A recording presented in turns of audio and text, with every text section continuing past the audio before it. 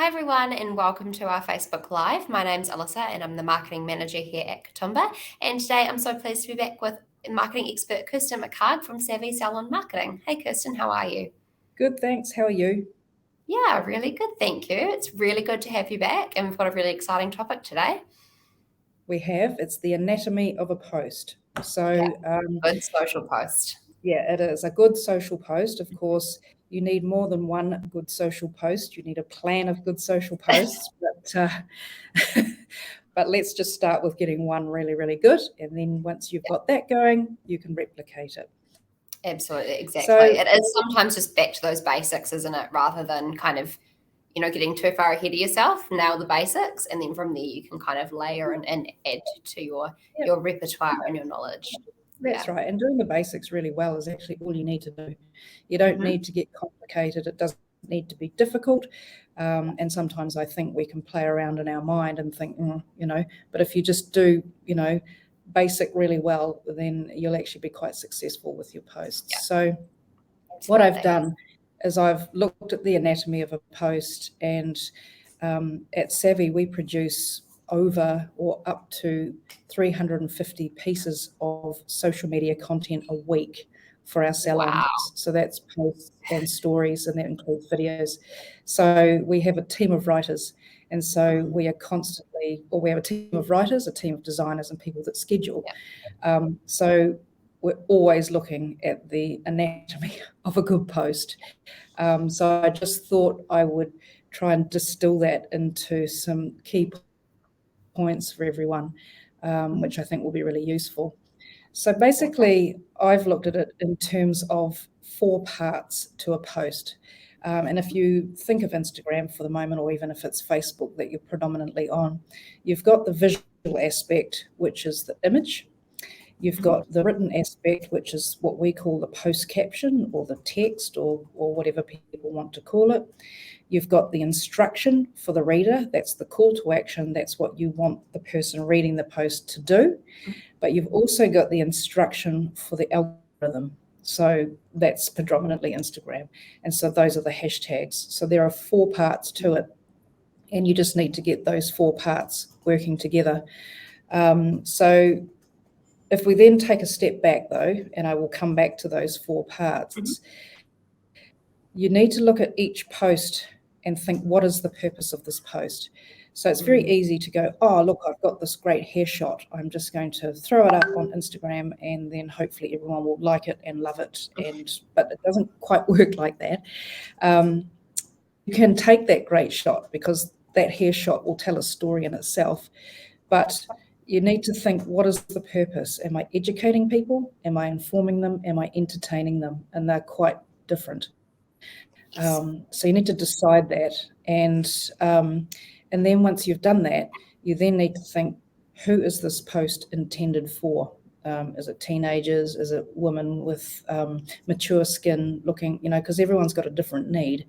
And you'll have multiple people that you want to post to, and you can cover everybody, but that particular post needs its own purpose and it needs its own reader or audience segment or group of people, potential clients that you're trying to reach out to. So that's sort of in the backdrop. And then at the end of this, we'll come back to that again. So it probably feels like I'm jumping around a wee bit. But so if we go back to what makes a great image, what we find particularly with hair salons is that we'll go to an Instagram page and we'll see hair shot after hair shot after hair shot after hair shot. And they're lovely. They're beautiful creations and they're lovely images, but there's nothing to distinguish them from anybody else. So if a person comes along and searches hashtag blonde hair, for example, all the salons that have used hashtag blonde hair, all those posts go onto that one page. And if you were to do that, you would see every blonde hair creation on that page. What's going to distinguish? How's anyone going to know it's your salon? So a good image will have your hair shot, but it might just have a little logo of yours in the corner, or it might have some distinctive artwork. or it might even have a little bit of text on artwork on top of it. But so for image-based posts, you don't want a lot of text on the artwork because obviously the picture is telling the story. But then for other posts, if you're quite themed and designed, you still need to be quite minimal about how you go about it. But you need to think, if I'm appearing on people's feeds, how am I going to look different to every other beauty salon, so that when they're scrolling through, they go, "Ooh, that one looks interesting." So you need to think about the image aspect of it. So the image also needs to be relevant to the post. And that might sound obvious, but quite often people will have an image that doesn't even relate to what they're actually trying to talk about. So they haven't really thought about the purpose. And that's fine. It's just a matter of aligning the two things. So that's the image side of it. And if you do have text on it, keep it very minimal, because if you've got lots and lots of text, people won't read it anyway. They're scrolling through too quickly. You just want to catch their eye. So then the next part is what makes a great post caption. So hopefully they've looked at the image and they've gone, "Oh, okay, I want to read more." We kind of work on the basis of hook, story, offer, or hook, story, call to action. So at the very top, you'll see, and I can't remember the exact character count, but you've only got about 50 characters that actually show before text cuts off, and you can't. It's really short, isn't it? It is. So if you've got a really long post, people won't see that unless they click on the 3 dots and go in and read the post. So the hook is like answering a problem or asking a question, or do you have dry skin? Have you got split ends, or whatever you think is on the mind of the reader for the purpose of that post. And if they go, "Oh yeah, that's me," then they will most likely click in there and read the post. So some people have really, really long posts, a bit like a blog. That's too long. Some people have really short, and we always say shorter is better. The posts that we do for our clients, we do a variation of long and short, and it's really, what's the story that you need to tell? Just tell the story in the amount of words that you need, but be concise. Well, it goes back to the purpose, right? What are you trying to say? Not everything needs screeds of information, but also sometimes you can't necessarily say in a sentence. So, yeah. That's right, exactly. And it's a bit of an art to it. And I mean, sometimes you need to write it out in full and then go back and look at it and shorten it. But if it becomes too long, then it needs to be a blog. And then if you do blogs, then you put the blog on your website and then you link people over to the blog. So what you're trying to do is use the image and the first few words of the post caption to hook people in. The story part is obviously you tell the story. So, have you got dry skin or whatever it is that's drawn in, and then you talk to them about how you can address that with facial treatments, or if it's dry hair or split ends, how you can, address that. And then the next part is obviously the instruction that I said, the call to action. So every post needs to tell the person what they need to do next. So do you want them to DM you? Do you want them to comment below? Do you want them to click the link in bio? Do you want them to share the post, save the post? There's hundreds of things that you could get the person to do. Really depends, again, on the purpose of the post and what you want people to do. Invariably, it's click the link in bio. And the link in bio, I guess we can come back to that one. But you need to tell people what you want them to do next. What we do with the posts that we put out every week is we test different call to actions for our clients. And so if we go DM us or message us, we find that people don't. We find that people don't like to DM on Instagram, but they do like to message on Facebook. So it depends what your client base is like and your potential clients. We do find that if you say, call us on this number or drop into the salon and put the address, that works quite well for some salons as well. Obviously, we stopped doing that over COVID. We got into the DM us, message us. But so it is playing around with different call to actions to see what people will do, because there's nothing worse really than if you say comment below and then no one comments below. But you've got to, but that's okay. It's, it's just that test, learn, adjust thing. But every client base is different, but we do find that it could be text us or SMS us or on this. book online. Yeah, Hit book book now. online. Yeah, You've got exactly. you've integrated your online book, like Katoomba online booking with Instagram and Facebook, and that's also another really great one too. Yep, it's perfect. So, and in Facebook, you can have the clickable link. So it's just book online here, and then they link straight through. Unfortunately, on Instagram, you can't have clickable links. That's why you have that link in bio, and you can use something like Linktree, or you can just put your Katoomba booking link in there, and it takes them straight through. So again, you can add the book now button on there now too. Yes, and you can add the book now button on there too. So it depends on your goal. I mean, some of our clients just want us to direct people to the online booking. So that's all we do. That's the call to action done. And then, of course, you've got to follow it up, because it is a real mechanism of getting people from social to your salon. So the call to action is really important. And then the fourth part I talked about was hashtags, and that's the instruction for the Instagram algorithm. You can use hashtags on your Facebook posts. It's not really a thing that's done, but you can do it because they're recognizing that people are more hashtag savvy or searching on hashtags. But the purpose of the hashtags is to tell the Instagram algorithm where your post needs to go, who should be looking at it, and in what geographical location, sort of in the proximity to your salon. So the hashtag strategy, I guess, has changed just recently with Instagram. And so you need, of course it has. Every week there's a change. I know. So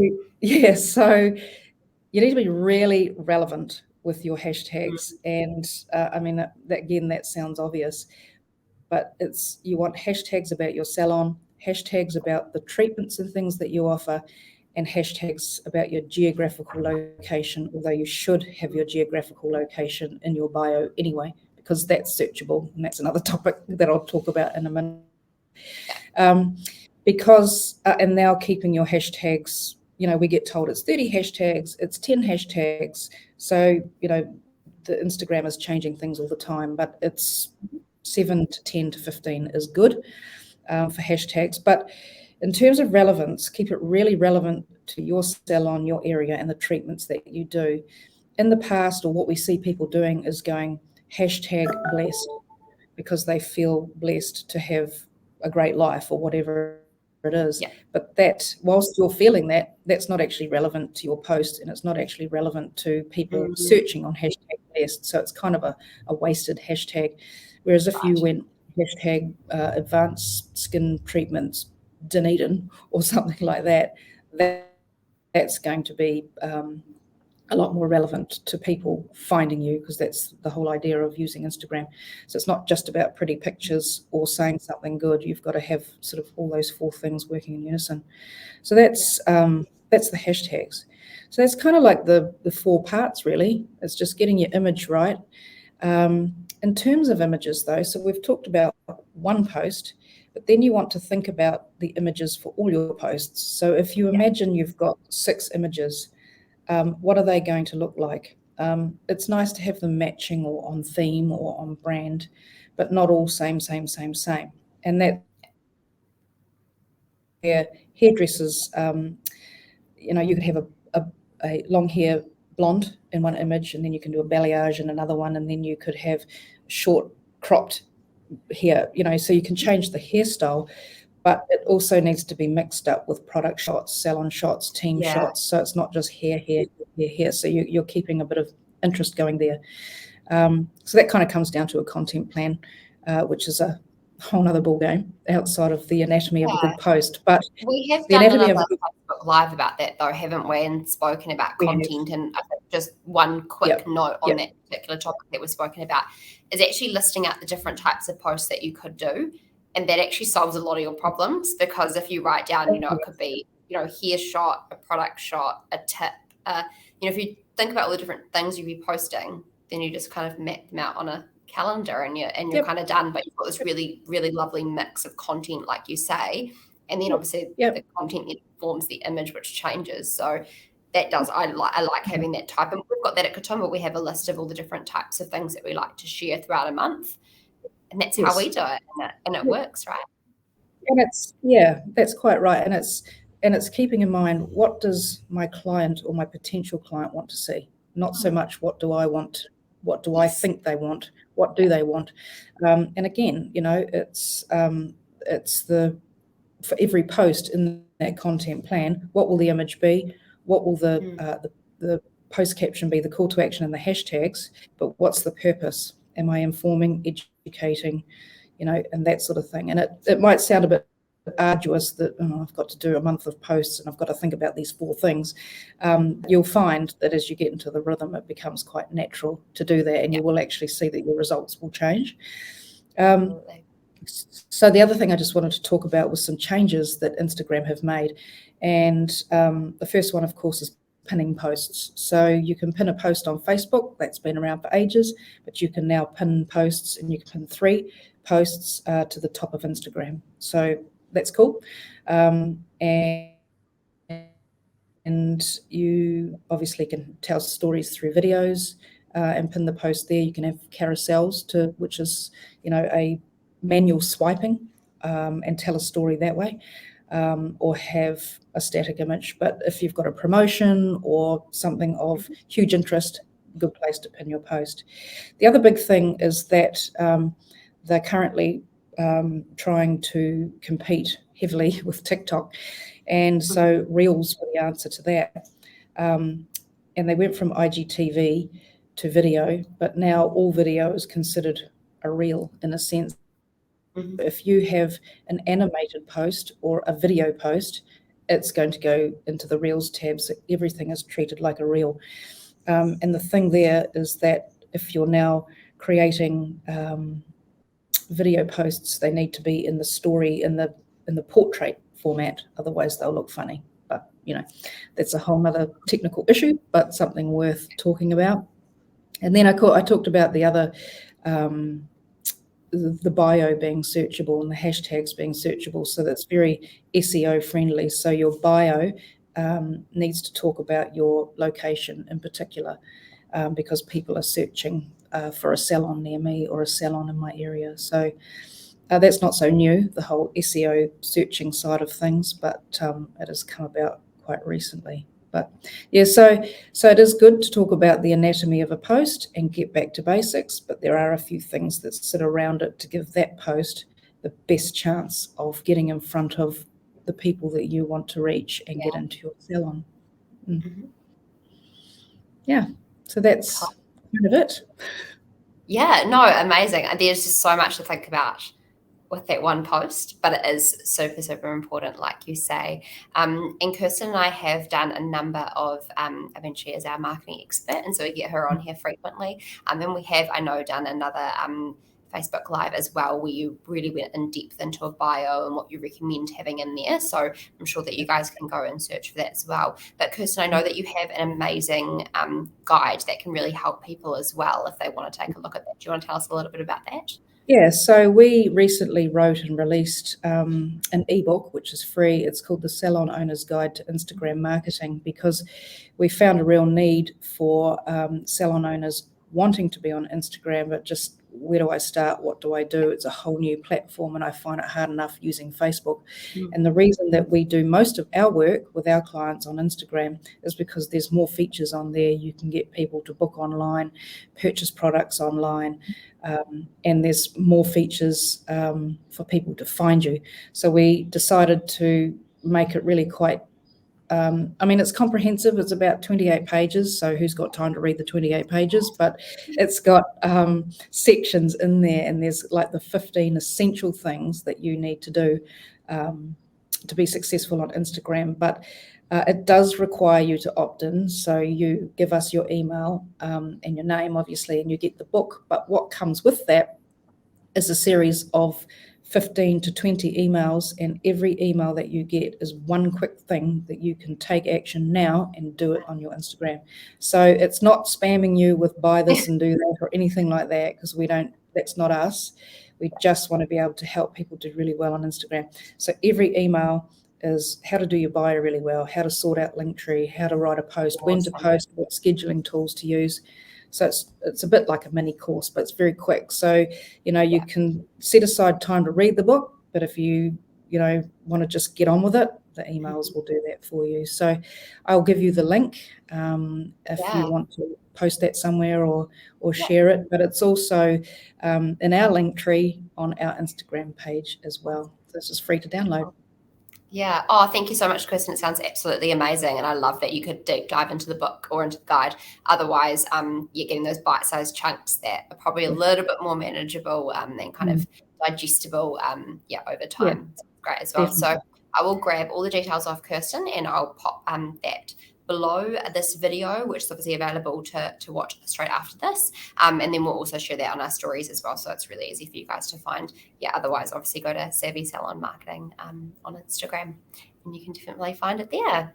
Amazing. Awesome. Cool. Thank you so much, Kirsten, for continuously helping us trying to kind of navigate the world of social media and the ever-changing Instagram and Facebook. Yeah, well, that's what we do on a daily basis. So. But thank you for having me back. It's always enjoyable to be here. Awesome. Cool. Well, thank you so much. And thank you to everyone for watching. Hopefully you guys can kind of make your next social media post a lot better after that. And we'll see you on the next Facebook Live. See you, everyone. Bye.